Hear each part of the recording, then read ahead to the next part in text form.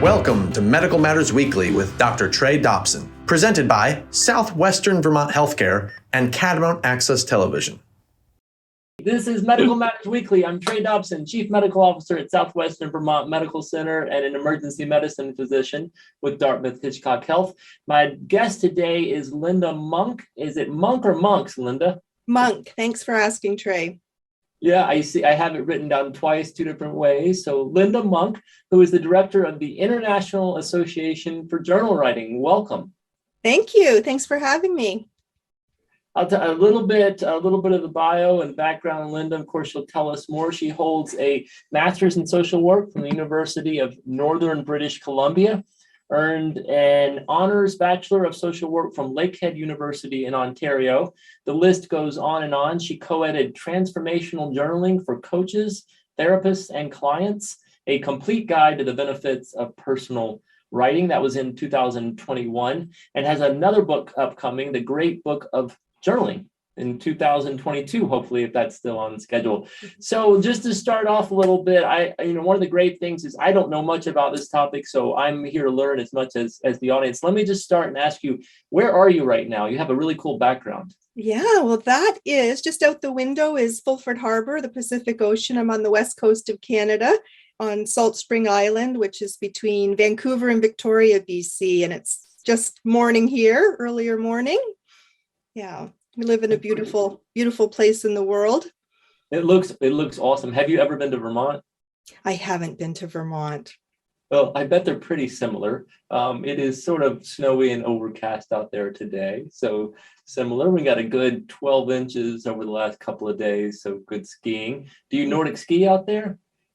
Downhill, and have done some cross country. My boys are big skiers. We have Mount Washington just on Vancouver Island, which is a popular spot. And of course, destinations like Whistler and so forth. So lots of people have hit this part of the world.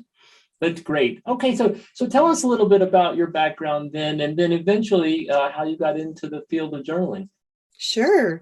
Well, as you mentioned, I'm a registered social worker, and I actually started my social work career in child welfare in Ontario, and then moved to the metropolis of Prince George in British Columbia a number of years later, and worked in children's mental health and did a lot of suicide intervention work, crisis intervention, and eventually was a medical social worker at the hospital in Prince George. And then after about 10 years as a frontline social worker, I decided to start my own training and consulting business. And that's over 20 years ago now. When I had done my master's of social work degree, I really honed in on the topic of burnout prevention. I was really seeing early in my career that many fellow helping professionals and healthcare professionals were dealing with burnout and high stress, and I became very interested in what do we do about that. And so I turned the corner out of my frontline work and started doing training and coaching in those areas. And that's in part what I've been doing for over 2 decades now. Social work can be incredibly difficult, in my interaction in healthcare. My line of work is difficult. Everybody's line of work is difficult, but social work in particular, really getting into the struggles that individuals, patients are experiencing. And then you develop a pretty tight bond with them at times. And I'm sure that adds probably to eventually to burnout. Mm-hmm. Well, most people listening to this are probably healthcare professionals, caregivers in some ways, maybe even some family caregivers. And of course, when caring is at our occupational core in some way, the capacity and potential for burnout, that complete emotional exhaustion, and just what can happen to us on all levels, emotionally, physically, spiritually, and so forth, is an occupational hazard.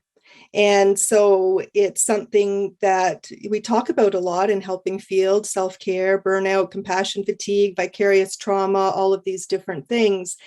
And they're really important to take seriously because they can really impact our ability to do what we're here to do. And the human cost, the human suffering is of course for the professional themselves, but also impacts our ability to do our work in a quality way. So it's something I'm really passionate about. And early in my career, I remember hearing, even in when I was training to be a social worker, the importance of self-care. And it was something that was talked about so often, but we never really went deeper with it. Well, what does that mean? What does it really mean to take care of yourself when you get out of bed every day, to be present to other people's needs, health crises, suffering, pain and suffering? What kind of self-care do you need to actually mitigate the impact of all of that high care?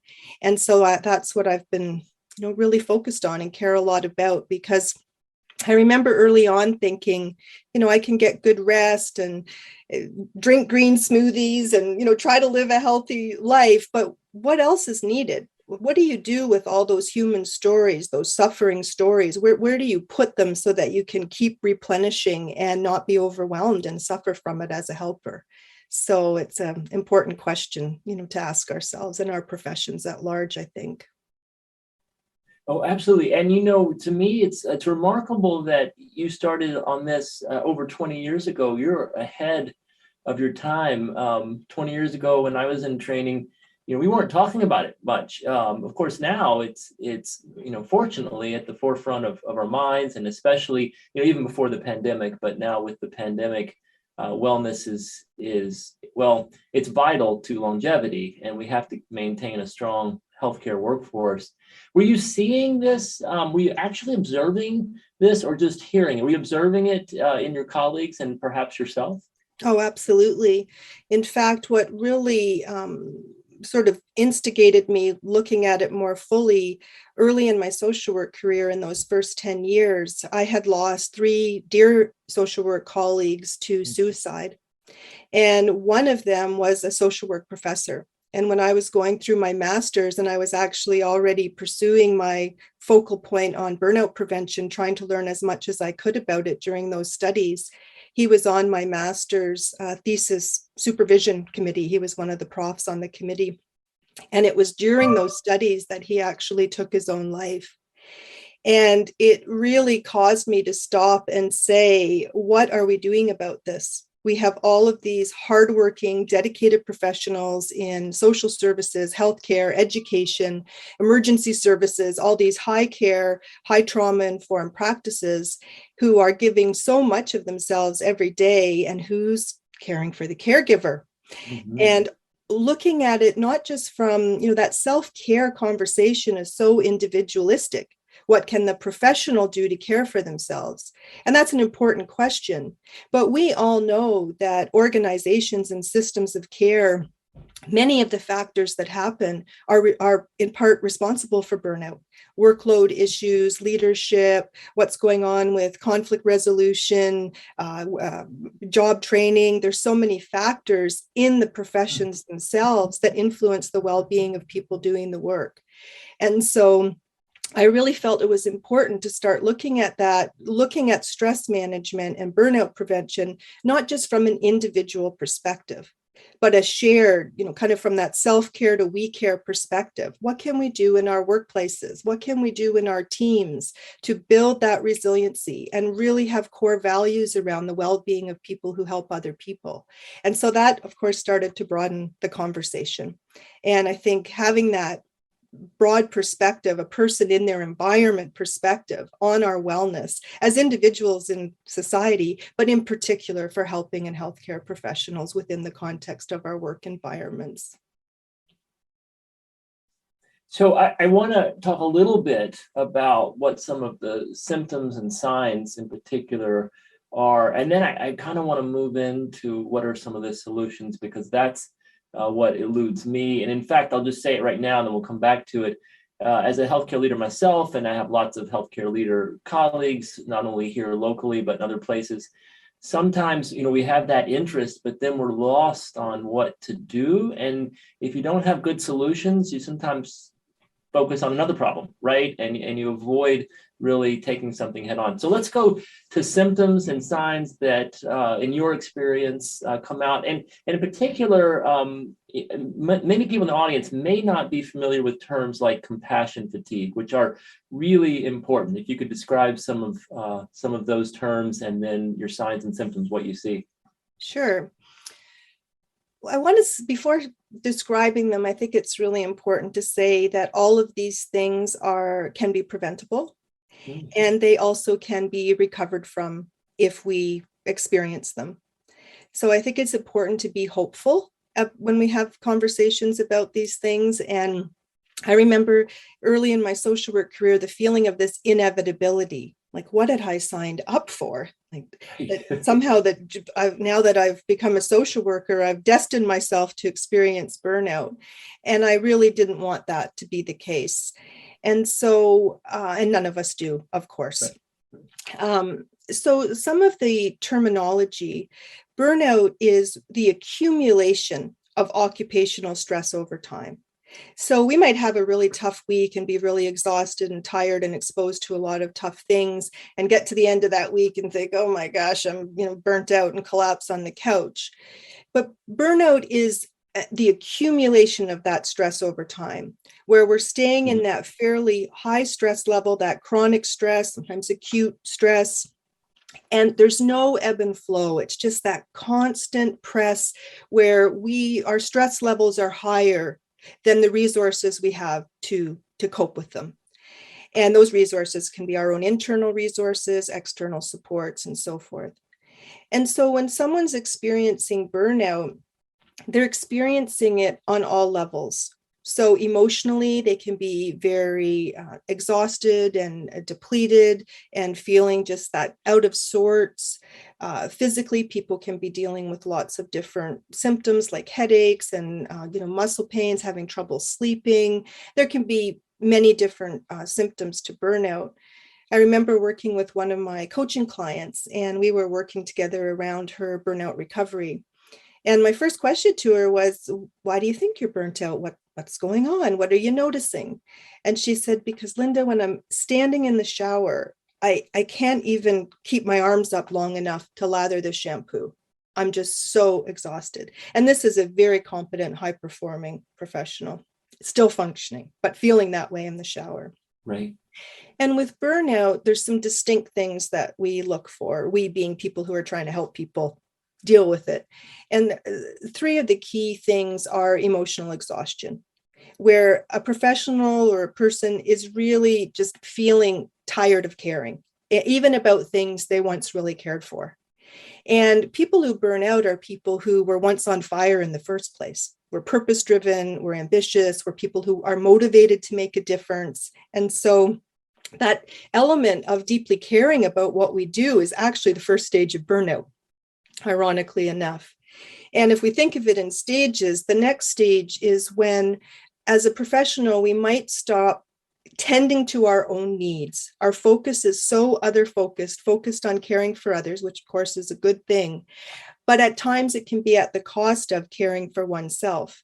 And one's own needs can start to become less of a priority. And that might look like skipping breaks. It might look like stopping going to the gym. It might look like I used to go and meet some friends and now I don't, I'm too tired. All of these subtle things that happen over time where we stop doing the things that are actually good for us.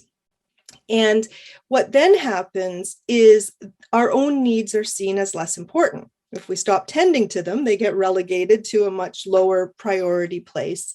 And eventually, over time, there can be this complete erosion of people just get exhausted and they don't really still have the same passion for what they're doing. And there could be this sense of depersonalization is another characteristic of burnout, where the people we're helping can become more it's the schizophrenic in Bay 3 versus, John who suffers from schizophrenia. There's just this distancing we do from the people that we're helping in a way to protect. And another is professionals. A third key piece is that professionals will start to feel less competent. They will start to feel like what they're doing isn't making a difference, even if they're very seasoned professionals. Mm-hmm. So you have this emotional exhaustion, depersonalization, this sense of not feeling as good at what one's doing. So that's burnout. And I teach full day and multiple day courses on burnout and burnout prevention. So it's that's a quick snapshot. And compassion fatigue, these things often get used interchangeably. Compassion fatigue is a term that was coined by Dr. Charles Figley, and it really looks at that emotional exhaustion dimension of caregiving, where people are tired literally from being compassionate. That when we are helping other people and care and compassion are central to what we do, like any other skill or tool we might use often, it can tire. And of course, things like being compassionate, empathetic, kind, non-judgmental, present to other people and their needs, these aren't just things we do in our work. They're the same things that are needed for successful relationships and parenting and being in the world in a meaningful way. So it's not like when we go home, we just stop caring, stop listening, stop being compassionate. My dad worked at Ford Motor Company for over 30 years, and he didn't have to be kind, empathetic, patient, a good listener. He didn't have to care at all about other people to do his work and do it well. So it's actually the fact that those parts of who we are central to what we do, and hence they can tire, and compassion fatigue can become a very real thing. So I'll stop there. Well, you had started, thank you. First off, this is really, not only is it interesting, I mean, I live it myself, my colleagues here live it, our nursing staff lives it, and there's a stigma attached to it. And fortunately, I think we're getting past that, and we can talk about not only recognizing it, but then, looking at what to do about it, from prevention to when someone is really experiencing difficulties and you need to do some intervention. I thought you were going to go into, and maybe you will if I say it, sort of a Kubler-Ross type level of stages. So you talked about people in the beginning, what they first start doing. What do you see at the end when it's really time and you're worried about someone? Yeah. Well, Kubler-Ross, of course, her model is a grief model, stages of grief. And with burnout prevention, the first person to coin the term burnout was Dr. Herbert Freudenberger, and this was back in 1974. And he really looked at occupational stress. And of course, over these years, we've had all kinds of different types of burnout come into the mix. We have parenting burnout, now we have COVID burnout, we have caregiver burnout. We've really just made this big, expansive net around burnout. And what's important, stages give us something to understand. Okay, here I am, I'm passionate about what I do. Okay, maybe I've stopped taking care of myself, attending to my own needs. Now I'm feeling more depleted. Now I'm completely burnt out. And so if we think of it that way, the earlier we're able to catch the warning signs of burnout and know what they are. Awareness is prevention, as we all know, with anything related to our health and well-being.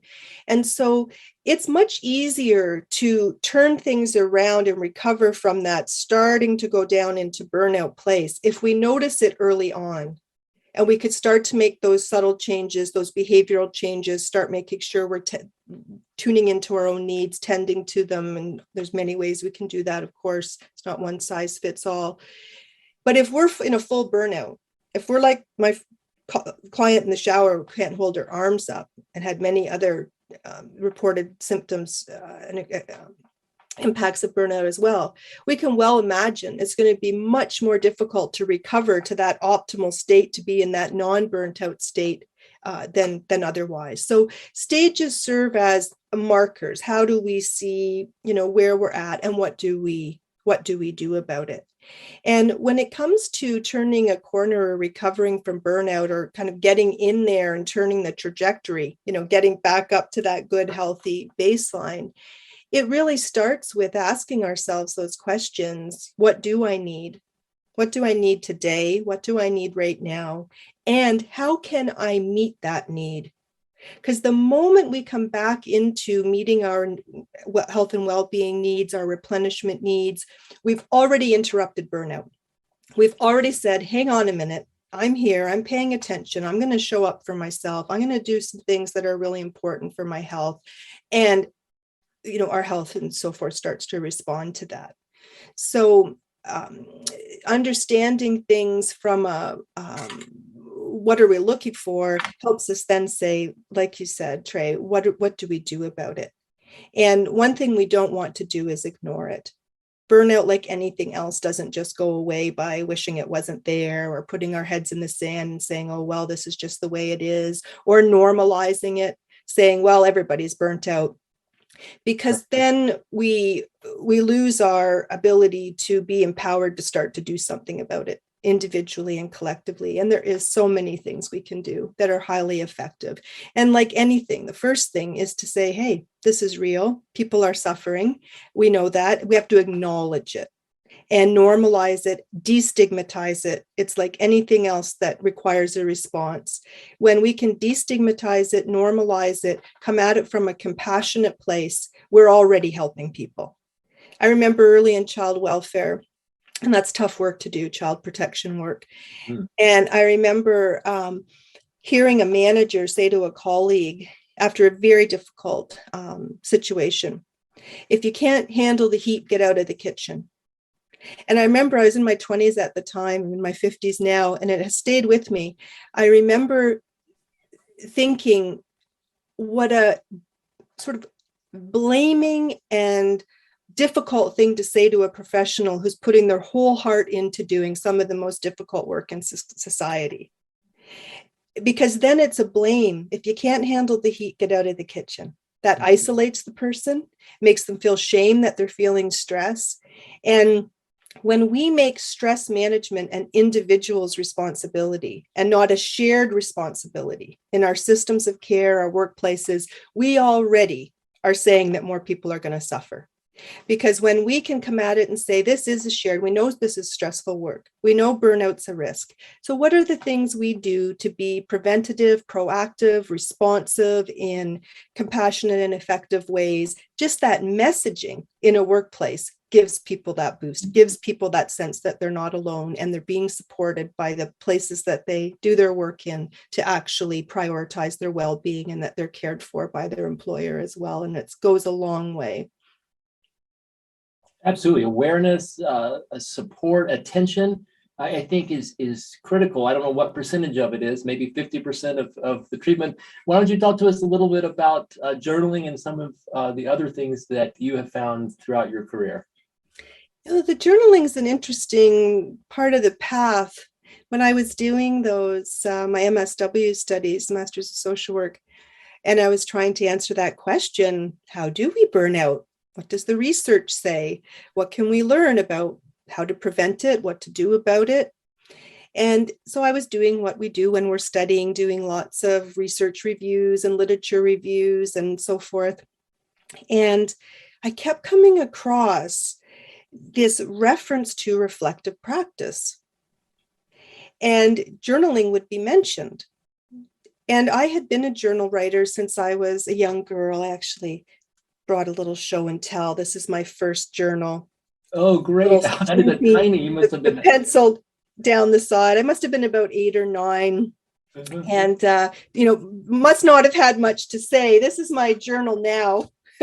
Still has a pen down the side. It just 8.5 by 11 sketchbook. And I had journaled as a teen, and then in my 20s, when I was, of course, going to school and starting my career, I was in a first marriage, life was full on, and I got away from journaling. But what I noticed was that when I would go through some of those intense work-related experiences, witnessing human suffering, witnessing trauma, my instinct was to go to the page and to get it out, not the details of my clients' lives, but what was I feeling? What was I experiencing? And I realized as I was doing the studies around burnout prevention, that this had been my secret sauce, that my instinct to get it out, to process the emotions of the work through writing, were in fact part of my own resiliency and part of my self-care. And when I made that link, that this thing I did just because and was a hobby and something I like to do was actually a really important part of my resilience as a social worker, that sparked a real passion in me, because I started looking into is what's going on in this field of writing. And I started looking for articles and research that was evidence-based, saying that personal writing had health benefits. And I came across all kinds of different things. So that got me even more interested, because of course, as clinicians and helpers, we want to be using evidence-based tools, things that are proven to be helpful. So that kind of really got me excited. And when I would do my burnout prevention workshops, once I started my own training and coaching business, I would always include a guided journaling activity. We'd be doing all these things around burnout, and I would take people into that time for their own reflective practice and give journaling prompts and make the link between burnout and expressive writing. And when I would get the evaluations, and this was with hundreds and then eventually thousands of participants, primarily here in Canada, all people in frontline work, healthcare providers, people in corrections, emergency services, social workers, so people in those fields. I would get the evaluations back, and people would, so many times I would see comments about people loving the journaling. I thought, well, I love the journaling too. I want to learn more and more about this. And then I just started offering workshops specific to journaling for mitigating compassion fatigue, journaling for burnout prevention. Mm-hmm. And then that started to flourish. And so it was like many things in our career, a combination of personal experience, seeing what's out there, what's helping, and then trying to bring that forward. So of course, over time, the journaling became more and more central. And of course, now it's very central as the leader and director of and owner of the International Association for Journal Writing.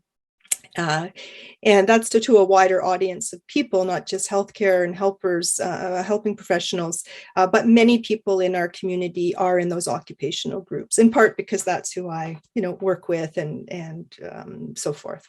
Yeah, so that's a sort of thread that runs through that. But I'm very passionate about the healing power of writing, and I've seen it help so many people.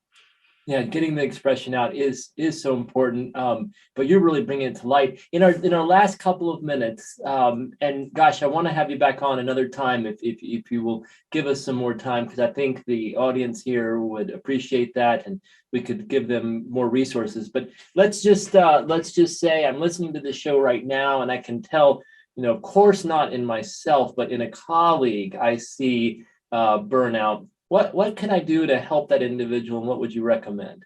Mm-hmm.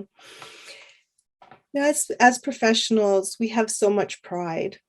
We're working hard. We care about what we're doing. We've invested so much in it. And none of us want to be seen as weak or vulnerable or suffering. It's the stigma, but also just in ourselves, it's very difficult.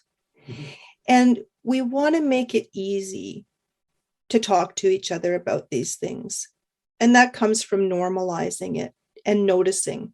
So for example, if I've been working with a colleague and I notice some signs of burnout, the first place I'm going to start is to sit down with them, to be present and say, I know you work so hard, and acknowledge them for what they're doing. And in COVID times, people have given more than they have to give. I don't need to tell you this, Trey. Our frontline healthcare workers, and thank you to every single one of you, have put their hearts, their lives, they've put so much out there and risked their own well-being, and many have been ill. And the first message is one of, I'm here, I see you. I see some of your pain. I see some of your struggling. I notice this is getting harder for you. I'm here and I want to listen. You're not alone. And really just meet that person where they're at. Give some of those reflections in a way that is safe, that isn't judgmental, that's compassionate. And, that sort of feeling like someone's companioning you. They're here alongside of you to be that supportive energy. You're not in it alone. And from there, just giving a person a chance to talk about how they're feeling, how they're doing, what they're noticing, what do they need, what might be helpful for them right now. Giving them a chance to tap into their own inner wisdom, their own knowledge about what they need. People are very intelligent and capable, and sometimes just that pause to connect with a caring person, have a chance to talk about it, not be judged, with that solution focused, hopeful, optimistic perspective moving forward can be a real turning point for people, because people are often struggling alone, and it's dangerous. If the more isolated we are, the more at risk we are of suffering in a higher place. The more connected, resources, supported, being turned, what resources are available? Is there employee and family assistance programs, counseling, internal peer-to-peer support programs, peer supervision teams, just reminding people of whatever is available to them, and making that really part of the conversation. Having things on poster boards in the hospital and in staff rooms that are those resources, numbers people can call to get help if they need it. Taking the time, part of this COVID, we're not through it yet, so talking about recovery is a bit premature. But one of the things that I think will be really important is giving teams and professional groups time to harvest the learning from this. What has been learned through this? Who are people now? What are they proud of? What are they feeling good about? How has it impacted them? Creating the space for professionals to be in conversation together, because those conversations are part of our resilience. They're part of how we mitigate some of those feelings of burnout that might be there. And I could say more, but get down beside someone. How are they doing? What might they need? And in a really caring, compassionate, supportive presence, because that's really the space in which we heal and recover. Awareness, listening, and supporting. Thank you so much. I can't wait to have you back. I'm sure we'll get a lot of questions from the audience that I may get in touch with you about. So thank you to our guest, Linda Monk of the International Association for Journal Writing. I'd also like to thank Mike Cutler of CAT TV, Ray Smith from Southwestern Vermont Healthcare, and Ashley Jowett from Southwestern Vermont Healthcare. I'm Trey Dobson. Go out and find joy in everything you do, even in the face of adversity, and we'll see you next week. Thank you, Trey. Be well.